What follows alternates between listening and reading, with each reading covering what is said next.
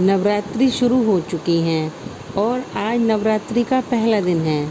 विश्व प्रसिद्ध प्रेमानंद महाराज जी राधा रानी की भक्ति को लेकर सारी दुनिया में प्रसिद्ध हैं। बहुत कम लोग ही जानते हैं कि प्रेमानंद महाराज जी नवरात्रि में पूरे 9 दिन व्रत रखते हैं, लेकिन उनकी किडनी की समस्या की होने की वजह से उनकी दिनचर्या खाने की बहुत ही टिपिकल है। तो ऐसे में सवाल आता है कि वो अपने व्रत में पूरे 9 दिन तक कैसे रखते होंगे, क्योंकि इसमें फलार और कूटू वगैरह मतलब काफ़ी हैवी चीज़ें होती हैं। तो आइए हम देखते हैं कि प्रेमानंद महाराज जी पूरे 9 दिन तक 9 देवी के व्रत में क्या खाते हैं।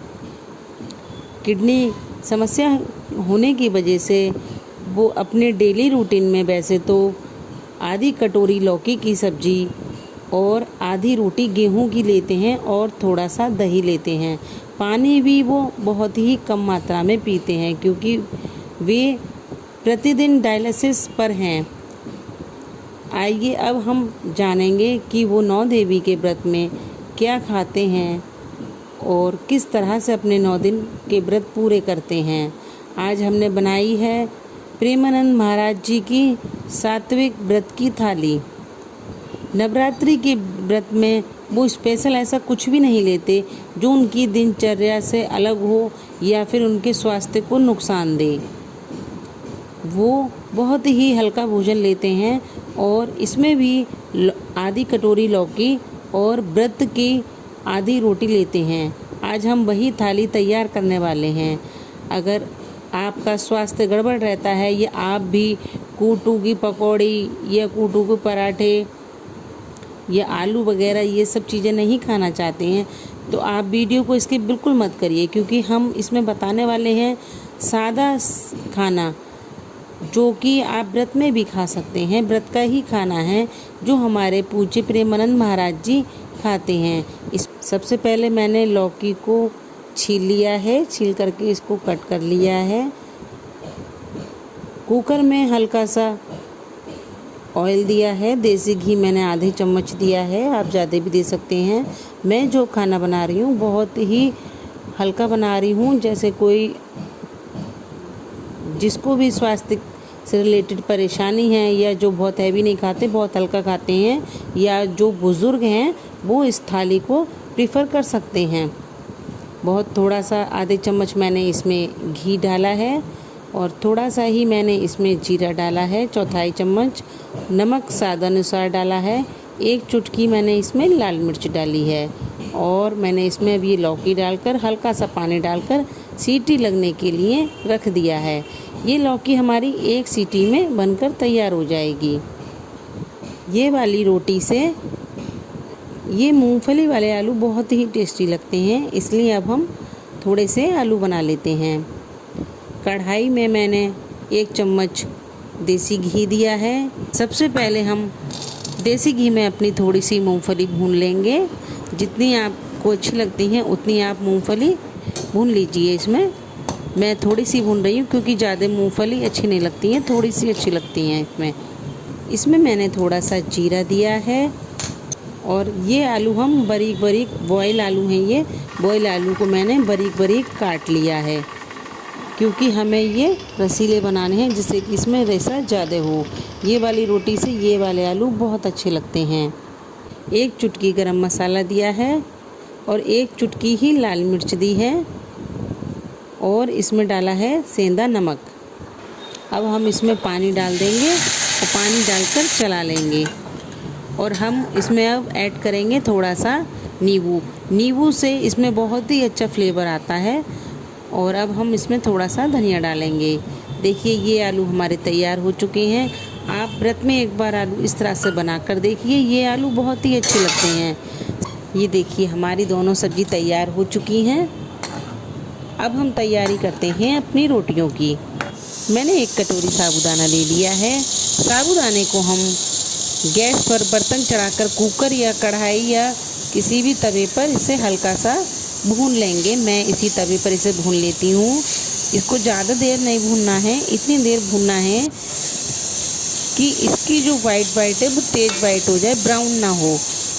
इसका हमें साबूदाने का कलर ब्राउन नहीं करना है। जब ये थोड़ा थोड़ा भुन जाएगा तो इसका जो ट्रांसपेरेंट सा कलर होता है वो एकदम डार्क वाइट हो जाएगा। इतनी देर तक ही हमें इसे भूनना है। थोड़ी देर हम इसे चलाते रहते हैं। इस साबूदाने को हम लो फ्लेम पर ही भूनेंगे। अब इसको भूनने के बाद देखिए ये अच्छे से भुन चुका है। इसको एक अलग प्लेट में निकाल लेते हैं जिससे कि ये ठंडा हो जाए। जब तक हम अपने बॉयल पोटैटो को मैश कर लेते हैं। ये मैंने उबले हुए 2 आलू लिए हैं। आप जितना आटा लगाते हैं कूटू का उस हिसाब से उतना ही आटा अपने परिवार के लिए रोटियों के लिए ले सकते हैं। आलू को मैंने अच्छे से मैश कर लिया है। जब आप आलू को मैश करें तो ध्यान रखें उसमें कोई भी लम्स ना रहे, इससे हमारी रोटी जो है फटने लगेगी। आलू को हम एकदम अच्छे से मैश कर लेंगे। जब हमारा साबूदाना ये ठंडा हो जाएगा तो हम इसे मिक्सी के जार में पीस लेंगे। हमें बिल्कुल इसे मोटा नहीं रखना है, दरदरा भी नहीं करना है, बहुत महीन इसको पीसना है ताकि हमारी रोटियां एकदम नरम और फूली फूली बने। ये देखिए मैंने साबूदाने को अच्छे से पीस लिया है। ये बिल्कुल पाउडर बन गया है, अपने गेहूं के आटे की तरह इतना महीन हो गया है। अब हम इसको थोड़ा थोड़ा मिलाएंगे और आटा गूँथ लेंगे। आटा हम उसी तरह से गूँथेंगे जैसे हम इसका कूटू का गूँथते हैं। अब हम इसका पेड़ा लेकर इसको बेलना शुरू कर देते हैं। इसको बेलने में बिल्कुल भी दिक्कत नहीं होती है। थोड़ा सा सूखा साबूदाने का पाउडर थोड़ा सा हम थाली में निकाल लेंगे जिससे कि जब हम रोटियों को बेलें तो परोठन के लिए हम इस पे ये लगा लें।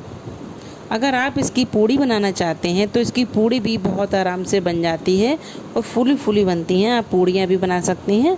आप इसके पराठे बनाना चाहते हैं तो पराठे भी बहुत आराम से इसके बन जाते हैं। ये देखिए अब हम इसके पेड़े ले लेंगे छोटे छोटे। जितना बड़ा आप पराठा रोटी बनाना चाहते हैं उतना बड़ा उस हिसाब से आप पेड़ा ले लीजिए और इसको परोठन लगाकर बेल लीजिए।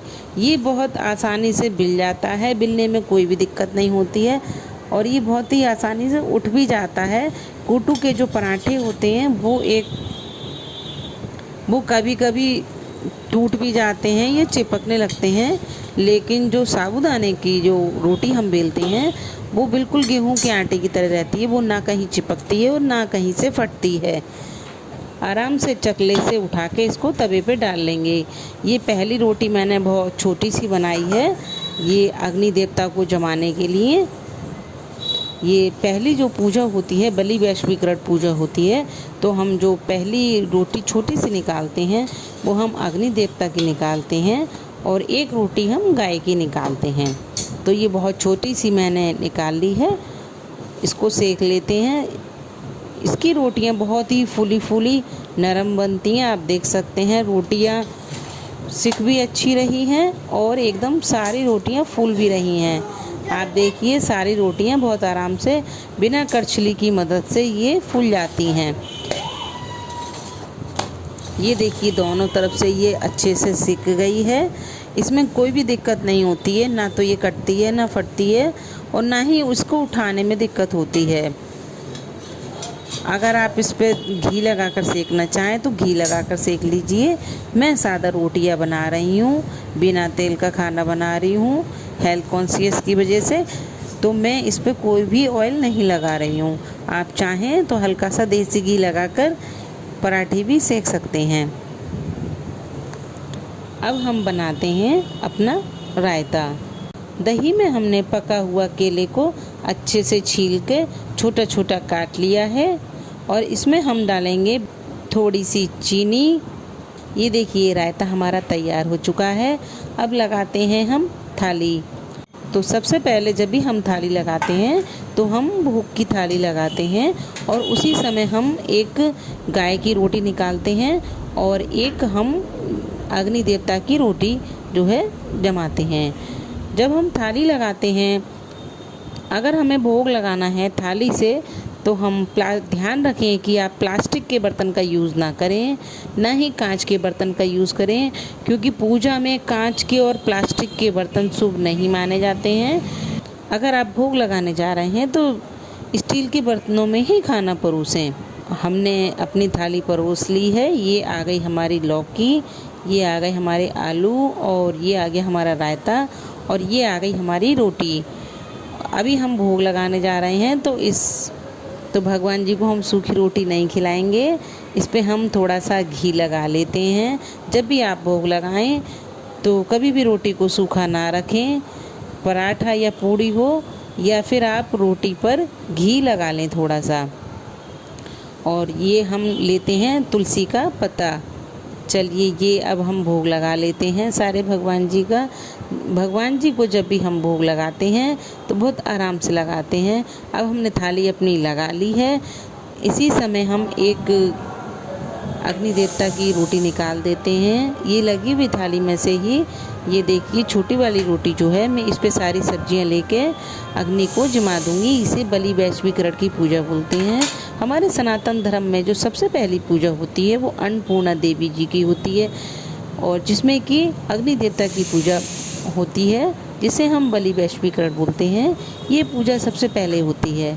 जब भी आप कढ़ाई चढ़ाएं या आपके घर में कोई भी त्यौहार हो या आपका पक्का खाना बन रहा है तो आप अग्नि देवता को ज़रूर जिमाएं।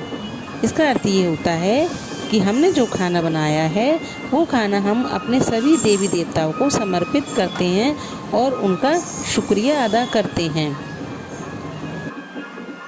अब हम भोग लगा लेते हैं, मंदिर में अपनी थाली को ले जाते हैं और हम आराम से सभी अपने भगवान जी को भोग लगा लेते हैं। सबसे पहले जो हम भोग लगाते हैं, सबसे पहले हम प्रथम पूजनीय गणेश जी का भोग लगाते हैं, उसके बाद ही हम सारे देवी देवताओं को भोग लगाते हैं। प्रेमानंद महाराज जी 9 दिन व्रत रखते हैं, बहुत ही हल्का खाना खाते हैं। वो ये आधी रोटी और थोड़ी सी लौकी और थोड़ा सा दही ही लेते हैं, इसके अलावा वो कुछ भी नहीं लेते हैं। तो उनकी दिनचर्या इससे कोई इफ़ेक्ट नहीं होता है। जैसे दिनचर्या उनकी चल रही है वैसे ही चलती है। नवरात्रि में वो कोई स्पेशल कुटू या पकौड़ी या बहुत ज़्यादा नहीं खाते हैं। इसी तरह के वीडियो देखने के लिए वीडियो को लाइक, चैनल को सब्सक्राइब कर लीजिए।